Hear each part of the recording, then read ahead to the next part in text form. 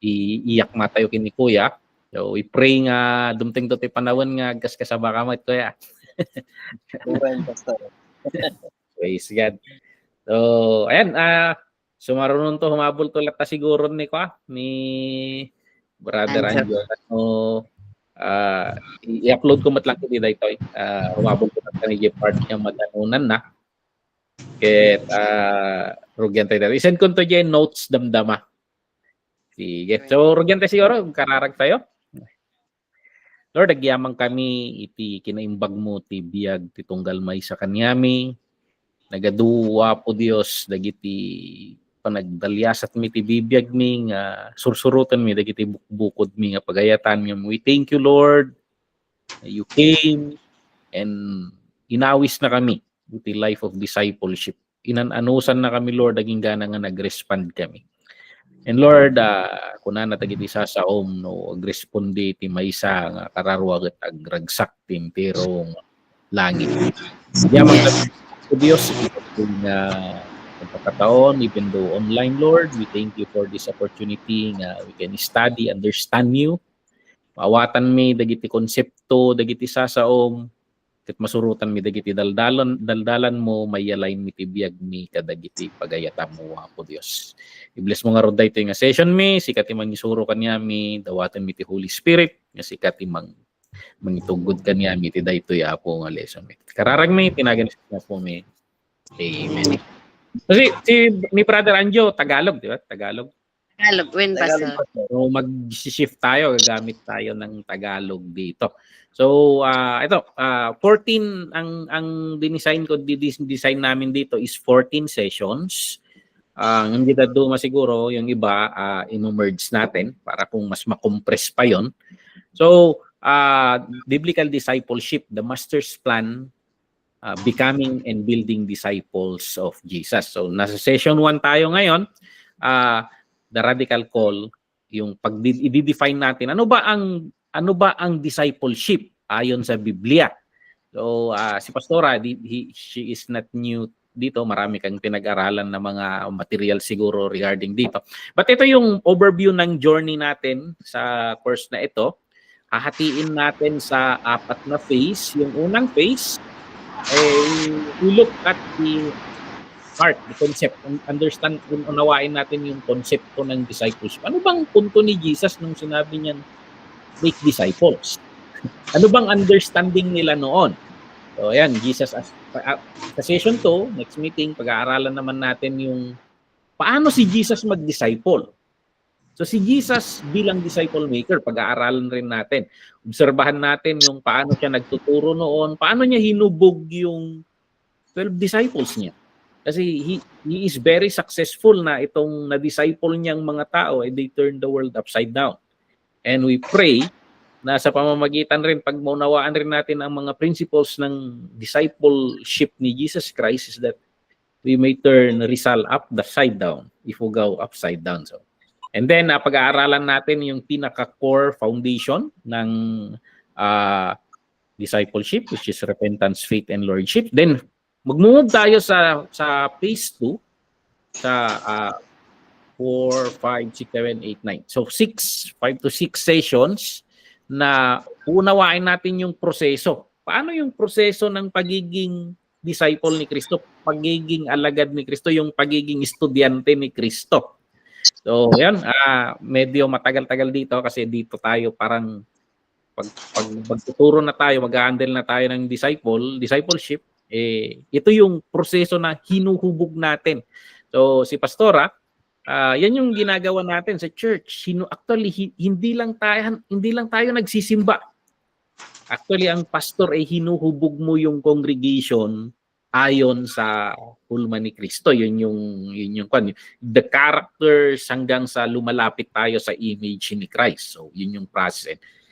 Kapakatagal niyan, that is a lifetime process. And then sa phase 3, titingnan naman natin yung toolkit na sinasabi natin. Now, i-develop paano tayo magdi-disciple. Magtututok naman tayo rito. So i-presuppose natin na naunawaan na natin yung proseso. And then, anong magagamit na paano tayo maging effective na discipler? Yun yung kwan nito. So, And then yung launching, yung kasi lahat ng Kristiyano na sana ay disciple maker. Tinuturo ko sa church ito na hindi lang si pastor ang disciple maker. Kasi ang bawat miyembro natin, may mga pamilya yan. Sa loob ng pamilya, meron sanang tatayong pastor diyan sa loob ng pamilya. Kung yung magulang nandiyan, sila sana and it's their responsibility na rin na to disciple their family. Para hindi naman si pastora lahat. So parang ganoon kasi yung tinatanong ko pamilya mo yan pinagkatiwala ng Panginoon sa iyo yung mga anak na yan It should be, yung sigasig mong mang-disciple sa kanila, should be nandun yung passion mo. At yung pastor, tutulong lang sa iyo. Tutulong lang sa atin. So parang ganun yung konsepto nito. Now, so yun yung one. And ngayon, uumpisahan natin yung pinaka-foundation ng discipleship, yung cornerstone. Ito yung session 1 natin. So, sa mga churches natin ngayon, parang may dalawang picture of discipleship. Ang nangyayari sa mga churches, ang perspective ng ilan, pupunta sila sa church. Ang inaasahan nila sa church kasi masusumpungan mo ang kapayapaan, comfort, and then parang yung blessing ng Panginoon, which is totoo naman. Pero puro positive. May trend ang church na ganyan They promise so many things na ang gaganda. Ang gaganda. Yun yung konsepto na naiintindihan ng karamihan sa church ngayon regarding discipleship para gumanda ang buhay, para yung blessing ng Panginoon dumaloy ng dumaloy. Pero ang totoong discipleship na tinuturo ng Biblia parang yung picture dito makikita nyo parang picture ng komportable, mga ganun. Pero ang tinuturo ng Bible na discipleship is demanding, costly. Marami itong dinidemand na mga bagay-bagay sa atin. So ito yung titingnan natin at babalikan natin yung totoong ng discipleship. So i-break down natin ito. Ito yung i-discuss natin ngayon. Itong church ngayon, ito worldwide. Parang nagkaroon na dilute yung in many ways. Parang na-dilute yung ibig sabihin ng disciple. Na parang ang ibig sabihin ng maging Kristiyano ay pupunta lang sa simbahan, papasok lang sa church, pakanta-kanta, and then mag-a-attend lang, and then gano'n, Kristiyano na. So parang gano'n yung definition ng parang yung definition ng discipleship sa ngayon. So ayan, parang hindi ito yung parang hindi ito yung kinommunicate ni Jesus na napaka-komportable naman. So ayan, naging religious yung definition ng discipleship. Pero pag-aaralan natin ngayon babalikan natin yung New Testament and titingnan natin yung ibig sabihin nito ayon sa punto ni Jesus Christ. And paano natin ihuhubog ang mga miyembro ng church or sino mang maipagkakatiwala sa atin. So ayan, nang naaayon sa punto ng Panginoon. So ayan. Dito meron yung concept na ang maraming church, maraming ang fans lang ni Jesus Christ. Ito i-compare ko yung dalawa. The cultural myth na sinasabi. Maraming tagahanga ni Jesus Christ and they come to church. Lahat naman humahanga kay Jesus Christ. Pero ang tanong, lahat ba ng humahanga kay Jesus Christ sumusunod kay Jesus Christ? Yun yung tanong natin ngayon sa Tribal Gospel Mission. ang pinaka-slogan natin is putting Christ last command first. At yung huling habilin ni Jesus Christ is to make disciples. Go into all the world and preach the gospel. Make disciples. At pagbabasahin mo yung kwan, teach them to obey everything I have commanded you. Yun yung pagiging lingkod ng Panginoon, yung pagsunod sa landas ng Panginoon, pag-obey sa ano yung gusto ng Panginoon na pamumuhay. So, ayan, i-breakdown natin to. Anong pinagkaiba nitong the fan and the follower or disciple? So, itong tagahanga, fan lang, humahanga kay Jesus Christ. Yung mga sakripisyo niya, lahat ng ginagawa ni Jesus Christ, yung kabutihan niya, pagmamahal niya. Itong fan, na-appreciate niya yung mga magagandang katuruan ni Jesus Christ. Ini-enjoy niya yung benefits ng salvation. Benefits ng paglilingkod sa Kanya. So, ayan. Pero, ang nangyayari, pinipili lang niya yung mga bagay-bagay na niyayakap niya na katuruan ni Kristo. So, ang nangyayari, hindi nababago yung buhay. So, parang compartment lang, isang bahagi lang yung pananampalataya sa buhay niya. Pero dito sa follower, all in. Parang titingnan natin yung mga verses mamaya. Ang ibig sabihin ng disciple or follower is i-all in mo yung buhay mo sa Panginoon. Ang Panginoon ang magdi-define sa buhay natin. So siya na ang magdidikta. Siya yung kung anong dinadaanan natin sa buhay, kung susunod tayo or tatanggapin natin yung leading niya sa buhay natin, transformation, gano'n. So parang ang faith dito, kung naiintindihan natin yung sistema ng computer, hindi lang siya program. Kasi for example, sa cellphone, may app na Facebook. So, yan. Good evening, Brother Anjo. Good evening po. I hope kumain ka na.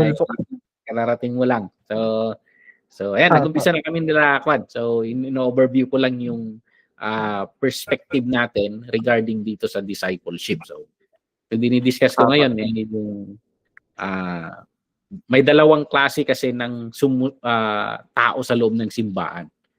Yung fan of Jesus Christ, and yung follower ni Jesus Christ na tinatawag natin sa Bible na disciple. So, ayan. Ang cellphone, itong cellphone natin, may maraming apps. So parang, for example, yung Facebook, isang app lang yan. Idinagdag lang sa buhay. Idinagdag lang sa cellphone. So marami sa mga tao, tinatawag ng sarili nilang Kristiyano, na ang pananampalataya isang app lang sa buhay nila. Pero ang hinihingi ng Panginoon, yung pagiging disciple, operating system sana. Operating system. Parang nababago talaga yung pinaka-system ng buhay natin. Siya na yung nagdidikta ng direksyon ng buhay natin. Sa akin nung ang kwento naman ng buhay ko syempre lumaki ako sa pamilyang Kristiyano. Kaso parang hindi ko na-appreciate. So parang lumaki ako sa Bible school so parang bata pa lang ako, parang kahit yung mga rules ng Bible school, ang hirap ng maging anak ng pastor. Ang tingin ng mga tao sa iyo pastor ka rin, parang ganoon. Yung mga rules sa pang-pastor kailangan parang wala kang kalayaan, parang ganoon. So parang naipit ka lang sa sitwasyon, parang ganoon. Ako naman ayaw ko maging pastor. Kita ko yung hirap ng kanyan. Ang daming salita sa likod, ang daming hirap, sakripisyo dito, ang dami mo nang problema, ipoproblemahin mo pa yung iba. So, parang ganon. Pero nung nag-aral ako sa Manila, so parang pagkakataon na makalayo. So parang ganon lumayo ako nung lumayo, parang naging prodigal son. Yung kwento ko kasi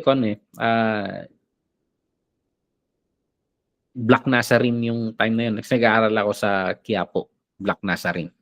Wala kaming pasok na pinakatumbok ng Black Nazarene yung Quiapo sa Fiati University ako. Kasama ko mga barkada ko. Actually, ah, inuman session yun. So, parang lumayo-layo na ako sa Panginoon. May mga classmate ako nagtatanong sila, ano bang pinaggagawa ng mga relihiyon na to na nagagambala ang lahat? Eh, yun, kaya kong sagutin yung mga yun kasi lumaki ako sa simbahan. So, na-explain ko yan. So, pinaliwanag ko sa kanila, na lahat ng simbahan, kahit anong sekta yan, basta Kristiyano, naniniwala kay Kristo, may naunawaan kasi na mensahe ng Diyos. So, ang tao create na nasa magandang kalagayan, kaso sumablay ang tao at karapat dapat ng masira, karapat dapat ng maparusahan ng kamatayan. So parang gano'n na we are doomed for eternity. Kaso ang Panginoon, he he chose to pay the penalty for our sin. So yun yung in-explain ko sa kanila yung concept na yun. Yung black Nazarene, yung itim na Nazarenong yun na iniikot nila, sinisimbolo yan niya yan, si Kristo. Na ibinuhos niya ang buhay niya para lang matubos. Yung mga cross na yun, pinapakita yun yung sakripisyo ni Kristo. So parang in-explain ko sa kanila yung pagmamahal ng Diyos sa mga tao. Na kahit yung sabi nga ni Paul, while we are yet sinners, Christ died for us. So parang ganun, wala namang kaaya-aya sa tao. Pero si Kristo, inialay niya ang buhay niya para sa mga tao. So, yung pagmamahal ng Diyos, kasi ang tao, pag nagmahal, minsan may dahilan lagi.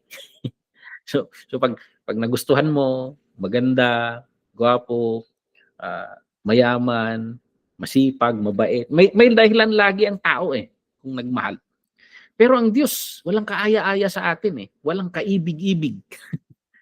Pero ganun yung pagmamahal niya. So parang hindi mo maabot yung pagmamahal. So ganun kasi ang Diyos, in-explain ko sa mga classmate ko. Na ganun yung pagmamahal ng Diyos. Na kahit harap-harapan nating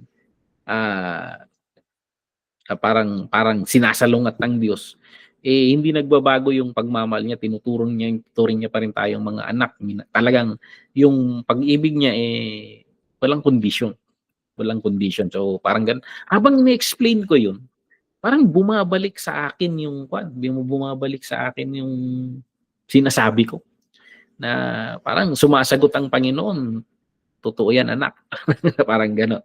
Kahit hindi ka kaibig-ibig, hindi nagbabago ang pag-ibig ko sa iyo. Parang gano'n yung Parang bumabalik lang sa akin yung sinasabi ko. Hanggang sa time na yun,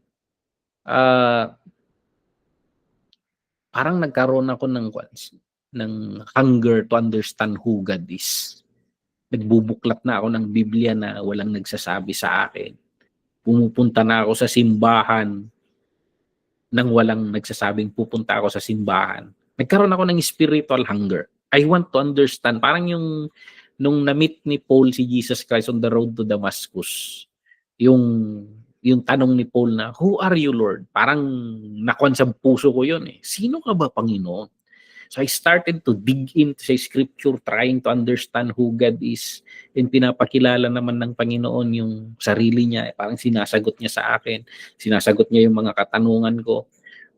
Kahit gabi nun, kasi sa atin, online dito.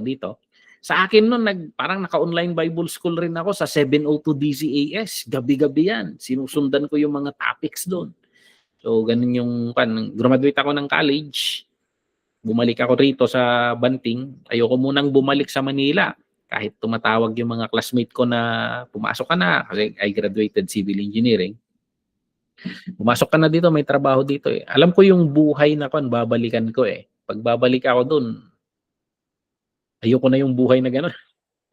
So parang gano'n, nagkaroon ako ng total surrender sa Panginoon.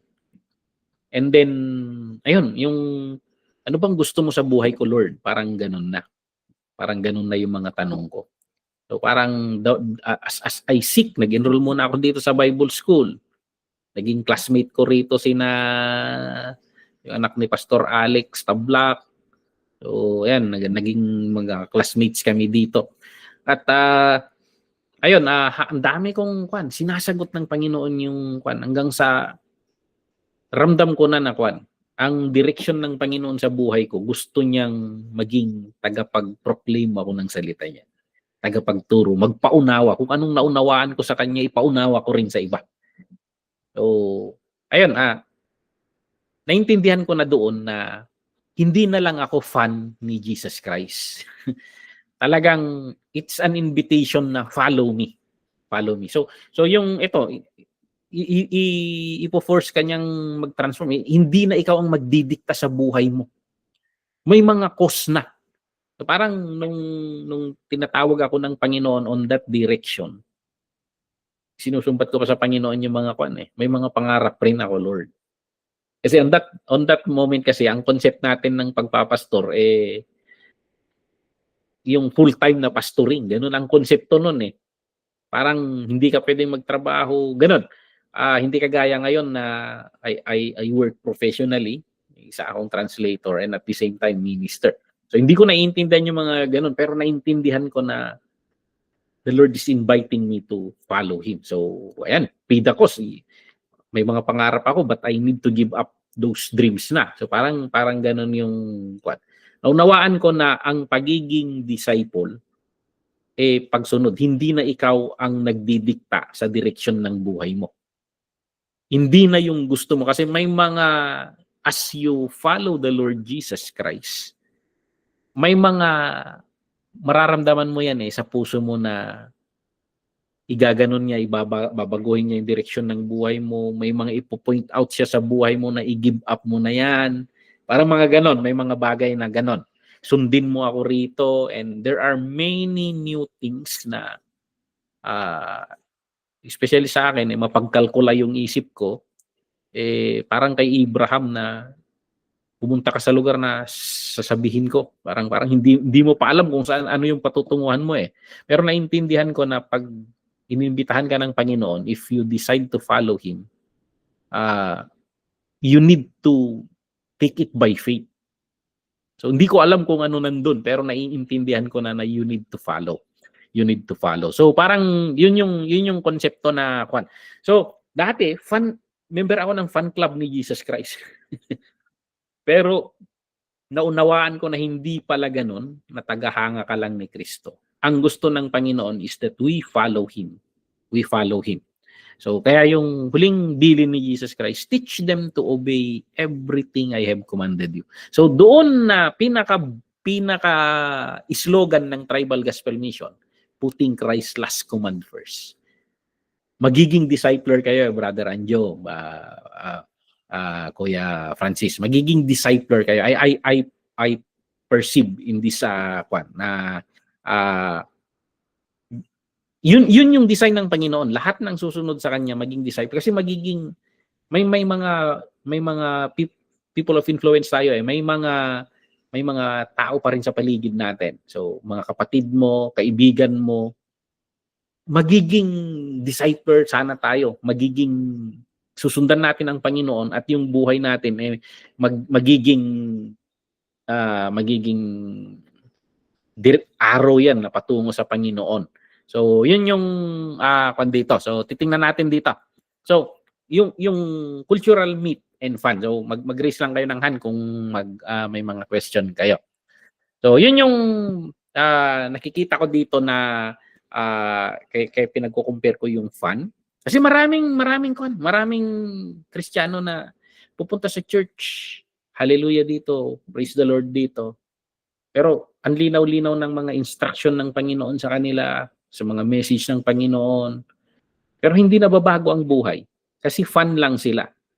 Ang fun, wala kang commitment. Pero ang gusto ng Panginoon, i-discipler. So yung sa Greek word, matetes, yung dito kasi, matetes yung ibig sabihin, a learner, an apprentice, a pupil.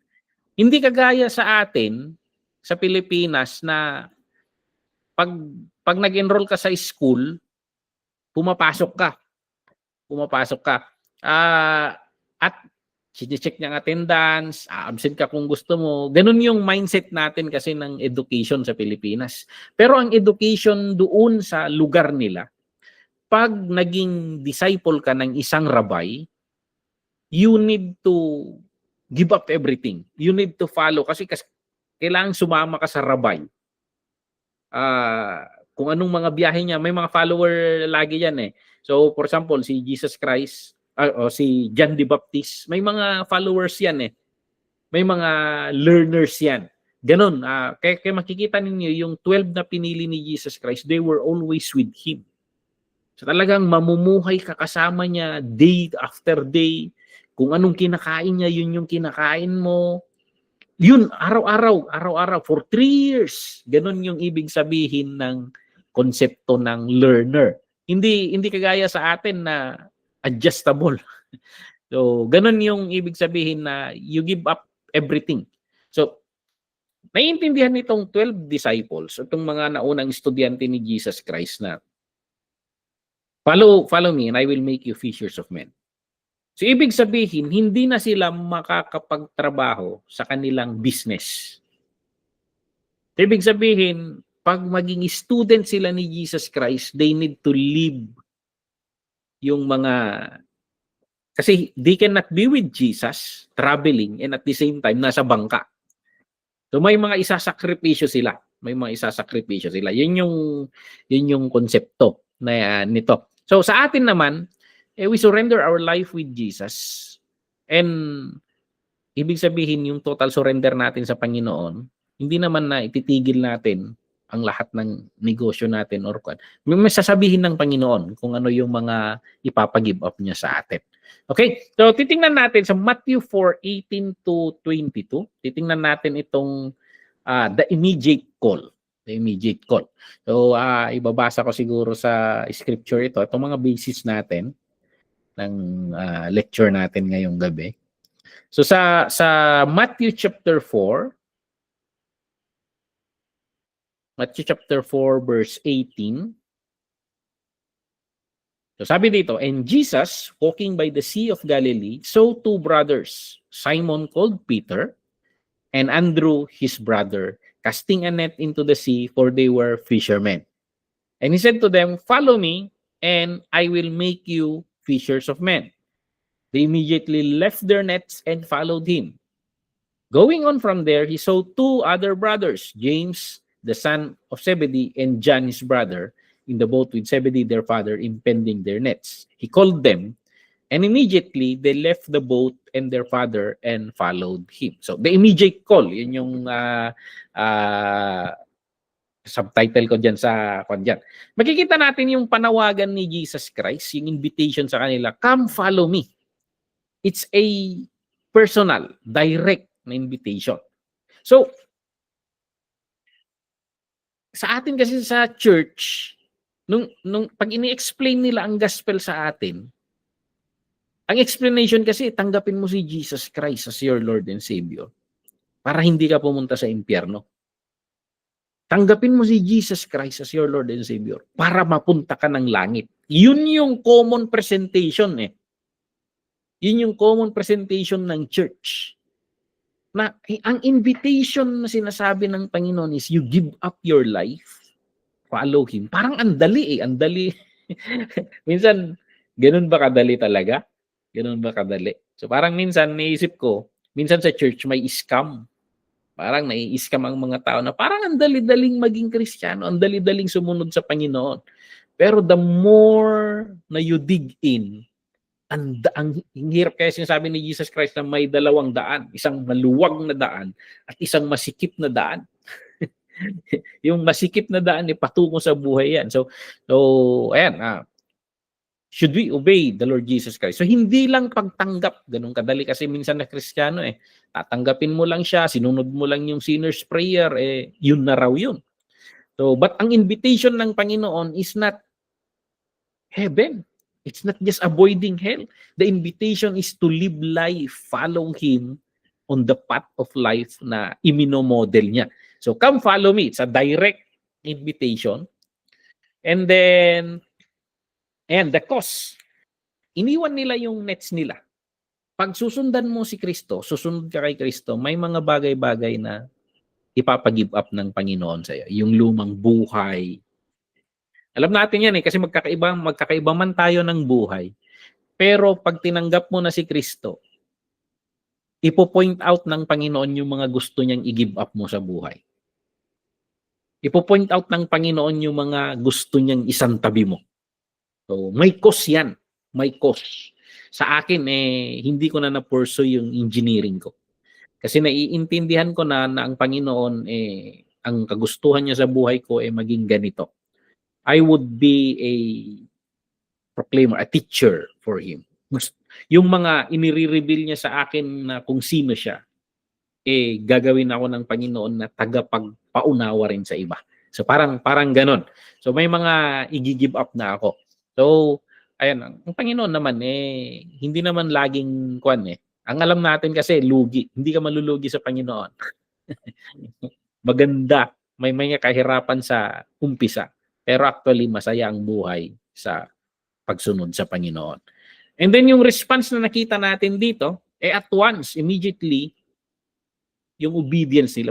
Bakit nila sinunod si Jesus Christ? So I don't know kung napanood nyo na yung series na The Chosen. Itong bagong series regarding the life of Jesus, yung you download the app na The Chosen and then panoorin niyo. Hindi ako naniniwala na Hindi ako naniniwala na basta sinabi ni Jesus Christ na come, follow me. May mga calculated yung pagsunod nila. Calculated yung pagsunod nila. Alam nilang hindi sila lugi pag sumunod sila sa Panginoon. For example, Peter. Si Peter, magdamag na namimingwit, nanguhuli ng isda, ayon sa interpretation ng The Chosen na movie, si Peter, siyempre, nasasakop yung bansa nila, mangingisda siya, member siya ng co-op ng mga mangingisda. May mga buwis yan may mga buwis. Now, mahina lagi yung huli niya. At palubog siya ng palubog ng utang. So parang magdamag na huhuli ng isda, walang mahuli. Pero isang umaga, nandun si Jesus sa pampang, nagtuturo. At sinabihan niya si Peter na, bakit hindi mo pa subukang isang beses pa yung net mo iba tumulit. Sabi ni Peter, magdamag na nga kami. Ang mga fisherman, expert yan. Alam nila yung mga oras na paghuli ng isda. Kung wala kang nahuli sa oras na paghuli, yung araw pa kaya. So parang ganon. But anyway, sabi ni Peter, pero dahil sinabi mo, rabay ka, parang ganon, alam nila na maraming miraculous thing kay Jesus. So sabi ni Jesus, itapon mo yung net mo. That is the biggest catch of Peter na according sa movie na yun, yung reinterpretation nila, it solved every problem ni Peter. Yung mga utang niya, the biggest catch of Peter. Kasi yung dami ng isda, halos lumubog yung bangka nila, tinawag pa nila yung ibang bangka So parang ganon. And there are calculated yung mga nila. Alam nila na hindi puro hirap ang buhay pag sumunod ka kay Kristo. Alam nilang magiging makulay ang buhay namin dito. So si Peter, may time na si Peter, nagtatanong si Jesus nung malapit nang ipako si Jesus Christ sa cross. Nagtatanong siya, anong sabi ng mga tao kung sino ako? Ano yung sabi-sabi tungkol sa akin? Sabi nila, ikaw raw si John the Baptist na bumalik sa buhay, muling nabuhay. Sabi nila, ikaw raw si Elias.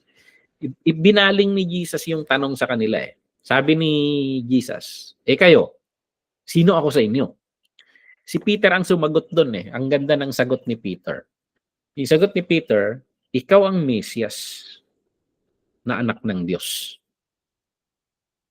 Anong batayan ng sagot ni Peter na yon?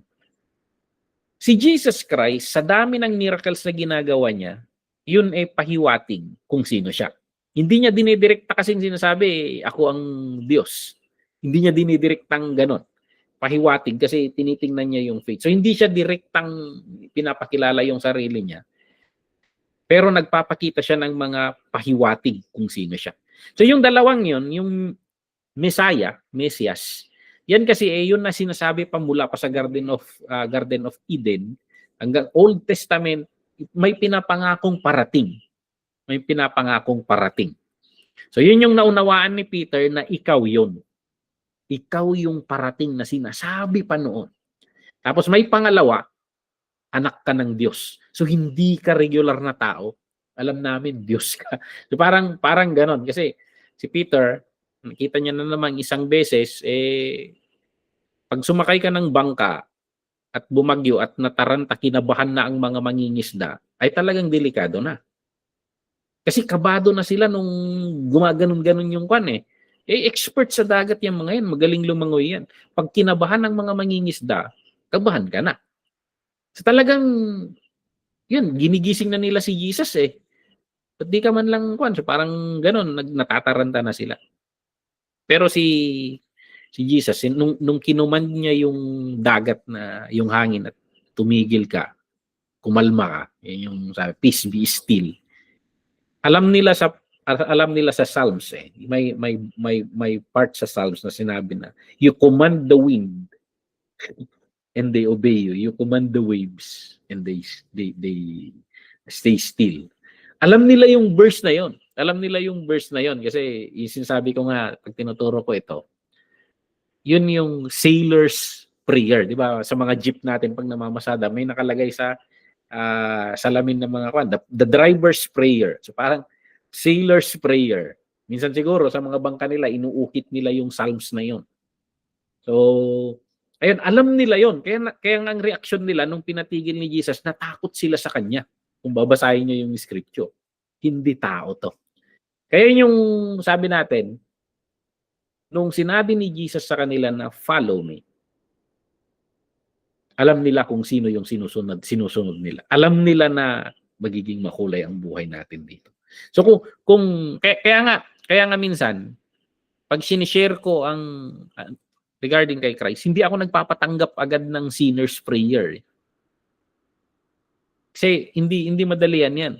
Hindi madali yan. Intindihin mo kung sino si Kristo. And then sa dumadaming kaalaman mo, sa puso mo later mag-decide ka na suko mo yung buhay mo sa kanya. Parang ganon. Kasi kung pinasunod mo sa prayer, tapos tanungin mo, naniniwala ka kay Jesus? Sasagot yan, oo. Anong pinaniniwalaan mo kay Jesus? Hindi na makasagot yan. Kasi wala namang kwan. Pero dito, it's a day-to-day discovering who the Lord Jesus Christ is. Sumunod tayo sa Kanya hanggang sa makilala natin. Hanggang sa magtanong ang Panginoon sa akin, sino ako? And then kaya nating sagutin kung sino siya according sa pagkakilala natin sa Kanya. So, yung response nila at once, they know who this. Kaya nga, kahit si John, galing sila sa kay John students ni John sila dati. Pero lumipat sila kay Jesus Christ. So, ayan. Yung net na iniwan nila, anong mga katumbas kaya sa buhay natin rin ang kumakatawan sa mga net na iiwanan natin? Ano yon? Identity, pagkatao natin, pag-uugali natin na kailangang lisanin, security natin, trabaho natin. Hindi ko alam kung anong po-point out ng Panginoon. Pero pag sinabi ng Panginoon, follow me, may katumbas yan. So, hindi ko alam kung anong mga invitation ni Jesus Christ sa bawat isa sa atin. Pero may mga journey tayo sa bawat buhay natin na araw-araw yan. So immediate call. Now, punta naman tayo sa daily call. So may immediate call, may daily call. Kasi ang pagsunod sa Panginoon, hindi lang sumunod ka ngayon tapos bukas hindi. Maraming ganun Tatanggap sa Panginoon, I surrender my life to you, ganun daw yung tapos okay ngayon, next week hindi na. So parang ganun. Ang pagsunod sa Panginoon, it is a daily decision. It's a daily journey. Bukas, susunod ulit ako, Panginoon. Hindi pa putol-putol yan. Araw-araw yan. Araw-araw na pagsunod. So tingnan natin itong Luke chapter 9, verse 23 and 24. Usan tayo sa book of Luke. Ano naman tong kwento nila rito? So Luke chapter 9, verse 23 to 24. So, ito. Then he said to them all, if anyone desires to come after me, let him deny himself and take up his cross daily and follow me. For whoever desires to save his life will lose it, but whoever loses his life for my sake will save it. Okay, tingnan natin ito. Ang context nito, nasa public si whoever wants to be my disciple must. Ito, hahatiin natin sa i-breakdown natin. I-deny raw nila yung sarili nila. Ano ibig sabihin nun? Death to self-directed life. Kasi minsan, dinidikta natin, tayo yung nagdi-define ng buhay natin. Ganito yung gusto kong buhay, ganito yung gusto kong direksyon sa buhay. Kayo yung nagdidikta. Yung denying the self is, hindi na ako yung masusunod sa buhay ko, kundi yung kagustuhan ng Panginoon sa buhay ko. So, ayan, natutuwa ako kay Kuya Francis na, ayan, nakita niya yung invitation ng Panginoon and habang may panahon pa. So, ayan, yun yung sabi ni Kuya Francis. So, ayan, death to self-directed life. So, parang, sige Lord, ikaw na ang magdikta. May kanta tayong may sumikat na kanta nung na yung Jesus Take the Wheel. Kasi minsan, hawak natin yung manubela. Kung anong gusto nating direksyon yun. Pero yung Jesus Take the Wheel na kanta, sumikat ito Kasi yun yung journey ng bawat tao. Gusto nating i-navigate ang sarili nating buhay. Pero hinihintay ng Panginoon na iabot natin sa Kanya yung manubela. So, ayan. Anong ibig sabihin ng denying the self? Dethroning your ego, plans, will. So, parang sa akin, nangyari ito. Denying the self. So, I give up my dreams. And then, ang mga dreams ng Panginoon, yun na yung inintindi ko at yun yung mga naging dreams ko. So, ayan. Hindi ito self-hatred na meron naman yung iba kasi na galit sila sa sarili nila. Nagpipinitensya, mga ganon. Hindi naman ganon. Hindi ganon. Yung ibig sabihin is hindi na ikaw yung nagdidikta ng sarili mo. You deny yourself because you want to follow the Lord. So, ayan. And then, yung pangalawa is take up the cross daily. Anong ibig sabihin nito? Take up the cross daily. Kasi minsan, dami nating interpretation dito. Pero noong panahong ito, nung sinabi ni Jesus na take up their cross daily, sa Rome kasi in-invade ng Rome yung Israel. Pag may mga rebelde, ayaw sumunod sa pamamahala ng Roma, ipinapako sa krus yan, dinidisplay ka sa mga daan. Yun yung babala nila sa mga tao na sumunod kayo o hindi. Now, ano yung take up their cross daily? So, sa first century setting, public shame yan. Shameful execution. So, buti pa ngayon nga sa Pilipinas, wala tayong death penalty. Pero yung huling death penalty natin, lethal injection. Hindi pa brutal. Pero ito, brutal. Nakita natin, dinaanan ni Jesus Christ to So, take up the cross is accepting the death sentence on the old life. Willingness to suffer and shame, yun yung what. So, kung ang ibig sabihin ng pagsunod kay Kristo, kahit maipako ka doon. Ang ganda nung nung Book of Hebrews, may tinatawag doon sa isang chapter doon na yung cloud of witnesses. Na nung sinauna, may mga taong sumunod sa kagustuhan ng Panginoon at ang gaganda ng nangyari sa buhay nila. Pero sa dulo ng mga verses na yon, may sinasabi doon na yung iba, nahati sa dalawa, kinain ng leon, namatay, naghirap, ganon. So, hindi lahat kaaya-aya. Kaya nga minsan, parang maraming nagsasabi na na-scam ata ako sa church. Parang ang ganda lagi ng sinasabi nila, ganito ang buhay, pag sumunod ka sa Panginoon, ang buhay ng Kristiyano ay masayang tunay. Pero nung sumunod ka na sa Panginoon, ang dami naman ng pinopoint out ng Panginoon. Ang dami niyang gustong baguhin sa buhay natin. Parang ganon. Ang hirap naman pala mag-Kristiyano. But that is taking up the cross daily. So, ewan ko si Jesus Christ, 39 lashes 39 lashes. Bawat patak ng dugo, bawas sa buhay. Parang ganun sana. So, naiintindihan siguro ni Brother Anjo to, yung mga games na pag natatamaan ka ng kwan, bumababa yung kwan, yung green na symbol ng buhay mo, nagiging red, lumiliit. Parang gano'n eh.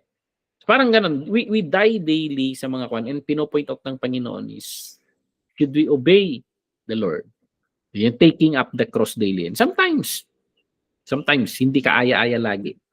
So, yun. And then pangatlo, follow me.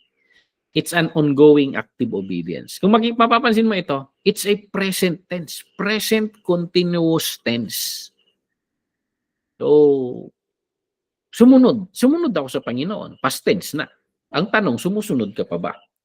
But the invitation of the Lord is follow me. Keep following me. Saan patungo ang Panginoon? Saan patungo ang Panginoon? We keep following Him sa direksyon niya sa buhay natin. Ito yung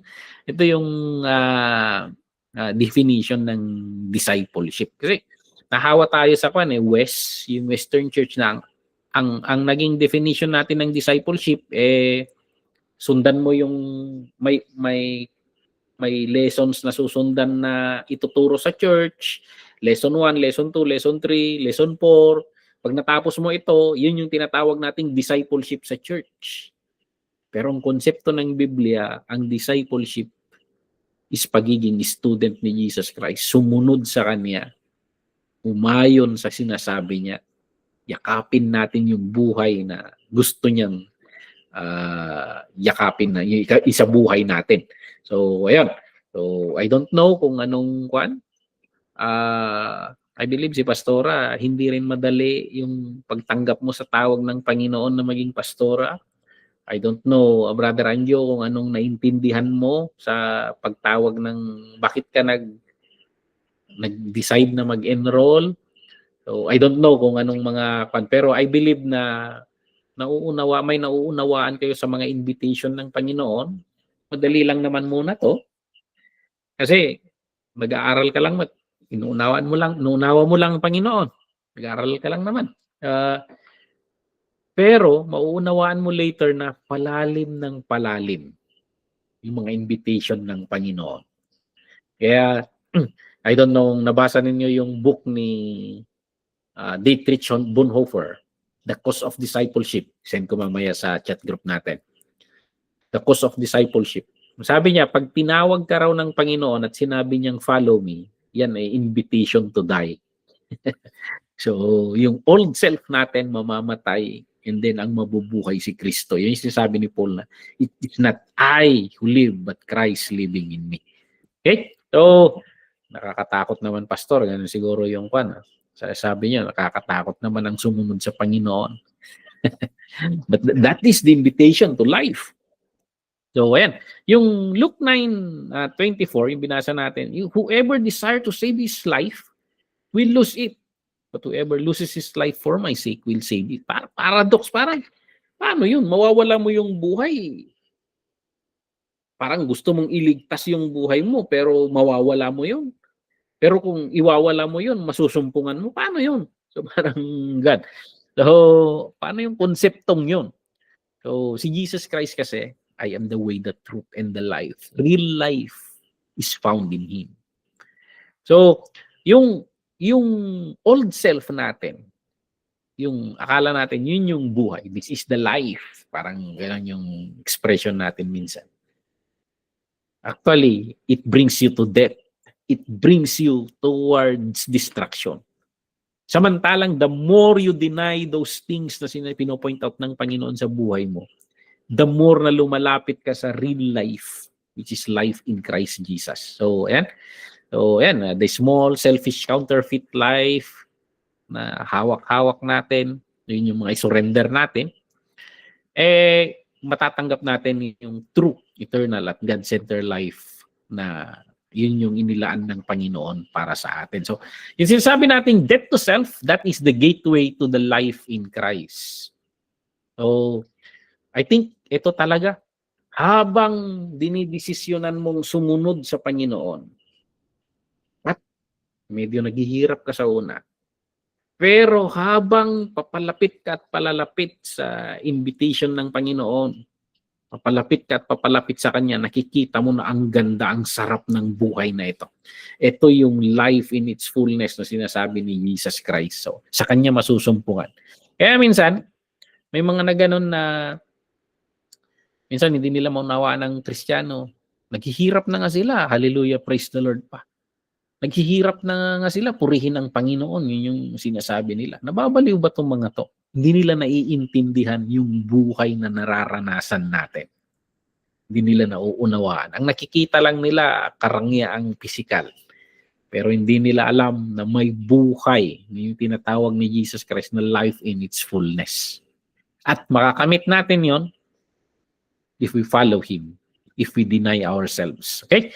So, yung una kanina, na-discuss ko yung the immediate call, and then na-discuss natin yung the daily call, araw-araw yan. And then meron din yung the calculated call. Okay? So sa Luke 14, kung saan tayo sa chapter 14 ng Lucas, Luke 14 verse 25 to 33. So medyo mas mahaba to. Sige, basa na lang natin para ito yung basehan ng mga discussion natin. Now, great multitudes went with him, and he turned and said to them, if anyone comes to me and does not hate his father and mother, wife and children, brothers and sisters, yes, in his own life also, he cannot be my disciple. Grabe naman to, Lord. Yeah, ganun tayo siguro. No? So, kasusuklaman ko bang magulang ko? 27. And whoever does not bear his cross and come after me cannot be my disciple. For which of you intending to build a tower does not sit down first and count the cost, whether he has enough to finish it, lest after he has laid the foundation and is not able to finish, all who see it begin to mock him. So, verse 30, saying, this man began to build and was not able to finish. Or what king going to make war against another king does not sit down first and consider whether he is able with 10,000 to meet with him who comes against him with 20,000? Or else, while the other still is a great way off, he sends delegation and asks condition of peace. So likewise, whoever of you who does not forsake all that he has cannot be my disciple. Ano tong calculated call? Calculated call. Yung tinuturo niya rito, may kailangan maintindihan mo kung anong pinapasok mo. Yun yung punto ni Jesus Christ dito eh. So, kung magpapatayo ka raw ng bahay, may dalawang illustration siya rito eh, yung builder saka yung hari. Yung builder, kailangang makwenta mo. Alam mo yung cost na pag ipapatayo mo to, kaya niyang tatapusin. So, pag inatim mo, for example, nag-attempt ka ng magpatayo ng bungalow na 5 rooms. So, ang laki ng pangarap mo. Ang laki ng pangarap mo. Tapos yung budget mo pala, 50,000 lang. Parang ganun. Tapos, naumpisahan mo, nagpahukay ka ng napakalaking pundasyon, napakalawak na pundasyon. Tapos doon pa lang, wala na. Run out ka na. Yung sabi dito, tatawanan ka. Maraming Kristiyano ang ganun. Parang padalos-dalos sa buhay Kristiyano na hindi nila nauunawaan mo ba? They do not calculate life. Naintindihan mo ba? Kaya hindi ko rin masisinong minsan eh. Kasi pinasunod na natin sa prayer, pinasunod na natin sa sinner's prayer, and then, yun na yun, Kristiyano na siya. So, of course, ang ganda ng the grace of God, napakaganda niyan. Pero, yung discipleship, will you follow the Lord? Ang ganda sana pag no? Ganda sana pag tinanggap mo ang Panginoon, eh, papasok ka na sa langit. Pero hindi eh. It's a life of discipleship. Ito yung invitation ni Jesus Christ na i-calculate mo. Alam mo ba ang pinapasok mo? So, ayan. So, yung question kay Kuya Francis. Nang ini-invite ka ng Panginoon, calculated mo na siguro yan. Because naging personal yung call sa'yo. So, alam mo na yung patutunguhan ng direksyon. Kalkulado mo yan. So, count the cost. So, yung illustration niya rito yung hari. Padalos-dalos na umatake sa kalaban. Ang dala-dala niya, 10,000 sundalo. Tapos yung kalaban niya pala, 20,000 sundalo. Wala kang kaangal-angal dyan. So sabi niya, dapat kalkulado mo. Kalkulado mo. Pag alam mong hindi mo kaya, mag-negotiate ka na. So parang ganon. Sa atin naman, sa akin, calculated cost. Mahirap sumunod sa Panginoon. Kaya lagi kong prayer, Lord, if it's not for your grace, hindi ko kakayanin to. May mga hangganan ako, Lord. So sa mga hinihingi mo, Panginoon, sa akin, na i-give up ko or sa mga binabago mo sa akin, hinihiling ko rin, Lord, yung grace mo na that I will be able to do it. So, nagsasalalay pa rin ako sa calculated. Mahirap sumunod sa Panginoon. It's by His grace na makakaya natin. We ask the Holy Spirit to help us in this journey. So, kalkulado. Kaya isuko natin sa Holy Spirit yung pagsunod natin. We need total surrender. So, supreme loyalty. May dalawang in-emphasize dito, two radical demands. Hate father and mother. Hyperbole ito. Hyperbole. Isang parang way ng language ng mga Hudyo na pag pinag-uusapan yung pagmamahal kay Kristo, yung the way they compare yung mga Hudyo, parang hate na yung iba. Parang ganun pag-comparison sana. So, hindi niya sinasabing literal na kagalit mo yung mga magulang mo. Ang sinasabi niya lang dito, yung loyalty mo, walang katumbas yan. Walang iba, sana, ang dinidiman ng Panginoon, yung loyalty mo, total loyalty, total devotion. Walang ibang makakapigil. So, yun yung one. So, kaya yung sinasabi niya na pag hindi mo kayang minsan, tingnan mo si Job. Minsan, ang nagsasalita yung asawa niya. But Job remained steadfast in his faith. So, total surrender, give up everything you have, relinquish ownership sa possession, relationship, ambition in life. We give up everything sa Panginoon. Ang kagandahan nito kasi, mauunawaan natin ang mga bagay-bagay sa buhay natin, hindi natin pag-aari. Mauunawaan natin na pag-aari lahat ng Panginoon yan at tayo ay tagapamahala. Yun yung i-give up natin, yung pag-aari, possession. So, everything is the Lord. So, yun yung total surrender na tinitingnan natin dito. Okay? So, sa dinaanan nating discussion, ibubuo natin ngayon ang isang definition ng discipleship. So, ayan, anong kwan? Ano ang gagawin nating definition dito? So, ayan. It's a life-transforming, all-encompassing relationship with Christ. So, ito, initiated by His gracious call. Hindi ka makakasunod sa Panginoon kung walang invitation niya. So, I don't know kay Kuya Francis. Ang naging invitation ng Panginoon siguro sa iyo, kinasangkapan niya yung pagka-stroke mo. Kasi minsan, gagamit ang Panginoon ng mga bagay na makakakuha sa atensyon natin. So, but that is His grace. That is His grace. Yung pagkuha niya yung attention. Imagine if hindi nakuha yung attention mo. And we still go on in life na ikakapahamak na pala natin. But the invitation of God is a gracious call. Okay? So, ano to? Characteristics ng life in discipleship. Say daily self-denial, cross-bearing obedience, and supreme loyalty. And then ang resulta nito, magiging kagaya tayo ng ating master at sasama tayo sa kanyang mission. So ayan, ang magiging Kristiyano kasi, ang goal niyan is to become like Christ. Minsan, tinuturo natin sa church, ang goal ng Christianity is pumunta sa langit.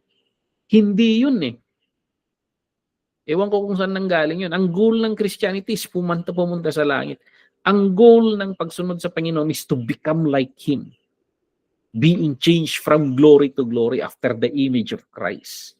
Kung babalik ka sa Genesis, nagkasala ang tao, nasira ang tao, sumama ang tao. Hanggang sa grabe, nagsisisi ang Diyos sa paglikha niya sa tao, parang nagsisi na siya. Pero ang ginagawa ng Panginoon, trina-transform niya. Tinawag niya si Abraham hanggang sa binuo niya pinili niya si Isaac, Jacob, pinanganak yung 12 tribes, pinili si Judah, pinili si David, lumabas si Jesus Christ. And then si Jesus Christ ang pinaka-model, ang pangalawang Adan, sabi ni Juan. Kasi itong unang Adan na model natin, nasira nakurap. Pero itong pangalawang Adan, ito yung susundan nating model. Matra-transform sana tayo na maging kagaya niya. So, inire-restore tayo ng Panginoong sa dating uri ng tao na create niya noon. So, yun yung life of transformation. So, magiging kahawig natin si Kristo. So, yung sinasabi ni Paul na it's not me living, but Christ living in me. So, ayan. So, itong discipleship na sinasabi natin, hindi ito optional na Christianity. Ito yung Christianity. Ewan ko may ibang brand ng Christianity na nagsisimba lang. Ito yung dinidemand kung babasahin natin ang scripture. Ito ang dinidemand niya.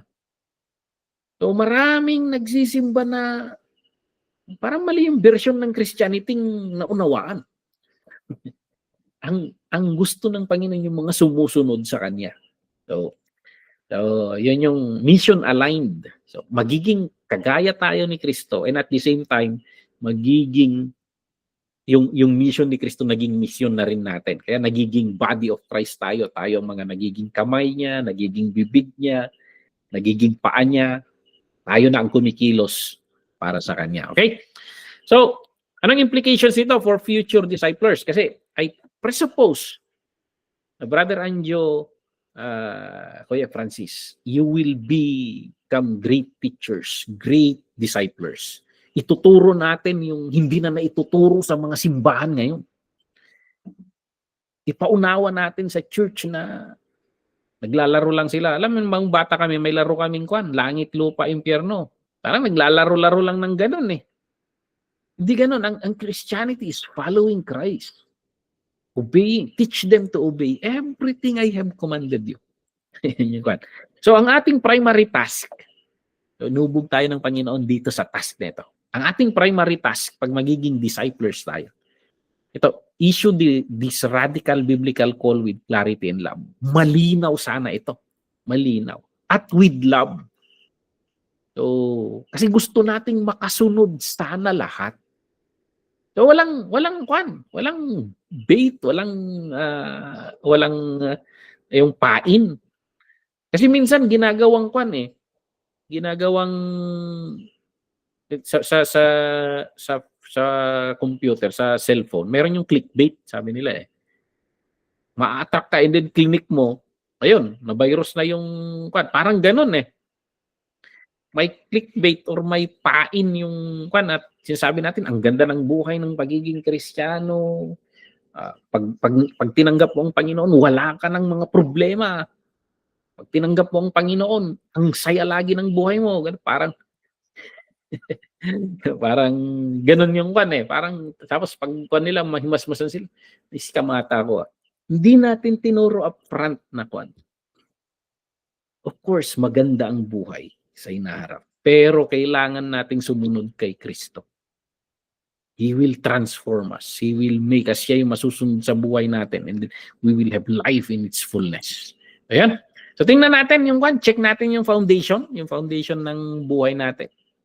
Kasi hindi natin maiga-guide yung iba pag hindi tayo lumalakad sa buhay na yon. So, ang tanong, am I denying myself? Am I taking my cross and following Jesus today? So, I believe. So, si Brother Anjo, natutulog na sana. Nagmamadaling humabol dito. But that is denying na the self. So, and then you are trying to reach up to something na parang dinidirect ng Panginoon sa buhay. And I congratulate you for that, Brother Anjo. And sa amin, dito sa kaming teachers, dito sa Bible School, it is our joy pag may mga ganyan. Kaya dito sa Bible School, ilang kaming teachers dito, kahit isa, dalawa yung student, umuupo kami. Kasi hindi mo alam kung sino ang magiging sino yung kaharap mo ngayon.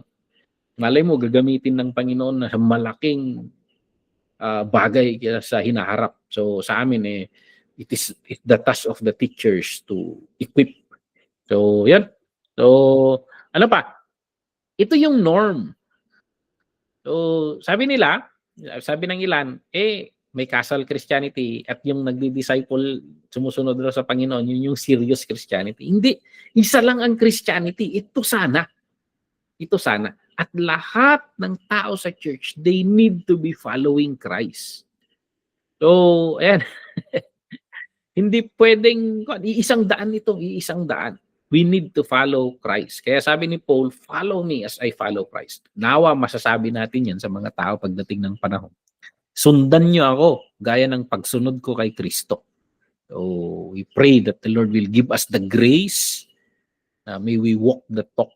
Sinasabi dito. So, may mga nilagay ako dito na group discussion. But to save time, maybe you meditate on this. Siguro magsulat-sulat na lang kayo ng mga reflection nyo regarding this. What cultural ideas about being Christians are challenged by the definition of Jesus, the disciple.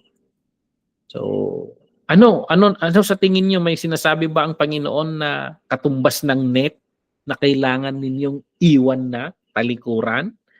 Parang yung net ng mga disciple noon. So, ayan. So, bakit ang pagpapaliwanag sa tunay na ibig sabihin ng discipleship yung pagmamahal? So, ayan, wag sabihin na natin, mahirap ito, pero dadalhin ka nito sa buhay na walang hanggan. So, parang ganun. So, you reflect on that. So, may mga task rin tayo dito. So, basahin ninyo yung chapter 4 ng Matthew, maglaan kayo ng mag-meditate kayo doon. And then, ayan, ask yourself, anong specific net hinihingi ng Panginoon na iwan mo? Anong daily cross ang pinapabuhat ng Panginoon sa iyo? So, ayan. Magsulat-sulat kayo, and then kahit picturean niyo yung I encourage you to buy a notebook specifically for this subject, and then doon niyo sulat yung I will send the notes dito. You can print it out, and then sa notebook or sa print out ninyo, doon rin sa likod ng bond paper, pwede ninyong ilagay yun yung mga reflection ninyo. Okay? So, ayan, key verse and conclusion, Matthew 16:24. Then Jesus said to his disciples, whoever wants to be my disciple must deny themselves and take up their cross and follow me. So, do we want to be a disciple of the Lord? There's no other option. We must deny ourselves. We need to take up our cross and we need to follow Him. So, hindi ito, sabi dito, hindi ito invitation na magdagdag ng bagong activity. Hindi. Hinihingi nito ang buhay natin. Parang ilagay mo yung buhay mo sa kamay ko. Yun yung sinasabi ng Panginoon dito. It is a demand. If you want life in its fullness, if you want to follow me, deny ourselves. So yun yung hinihingi ng Panginoon. So the path to the cross is the only path that leads to resurrection. Kaya si Jesus dumaan sa cross bago muling nabuhay at bago naging hari. Pinaka-verse natin sa Tribal Gospel Mission, Matthew 28:19. Sa unang part nun, all authority has been given to me. Bago na ibigay sa kanya lahat ng authority, dumaan siya sa cross, give up niya lahat. Mabot yung punto na kung maaari Ama, may this cup pass over. But not my will, yours be done. Dumaan siya lahat sa obedience. So yung hinihingi ni Jesus na obedience sa atin, siya yung unang dumaan doon.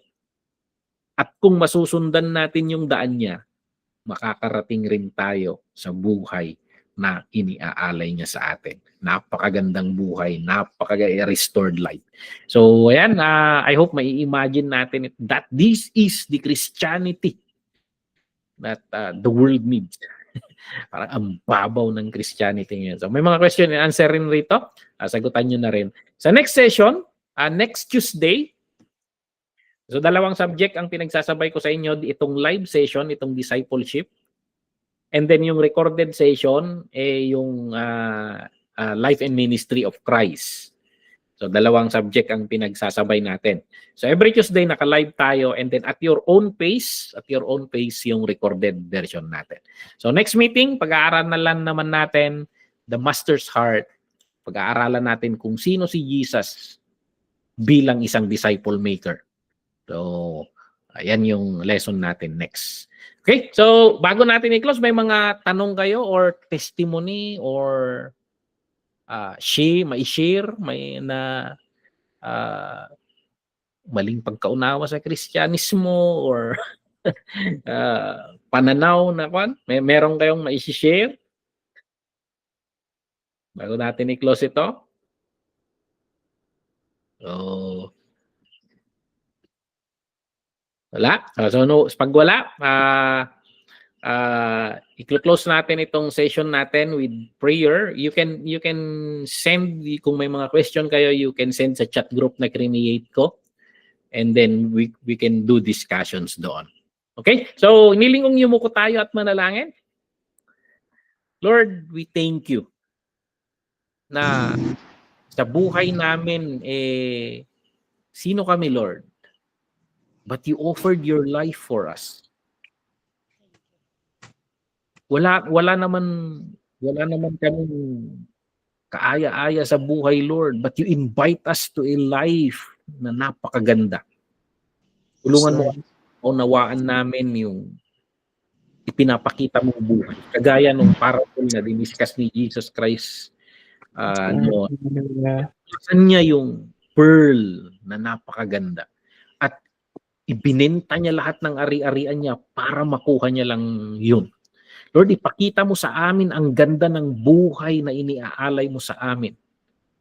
Para, Lord, kayang-kaya naming bitawan ang lahat ng kapalit nito. Lord, bless mo ang bawat isa sa amin. I-equip mo kami, yung puso namin, baguhin mo kami, gawin mo kaming mas malapit sa iyo. Araw-araw, baguhin mo kami. We ask the Holy Spirit na patuloy kang mangusap sa amin at i-transform kami ng naayon sa kagustuhan. Maraming salamat kung niling namin sa pangalan ni Jesus. Amen. And amen. And purihin ng Panginoon. So, ayan. May message na lang kayo sa kwan.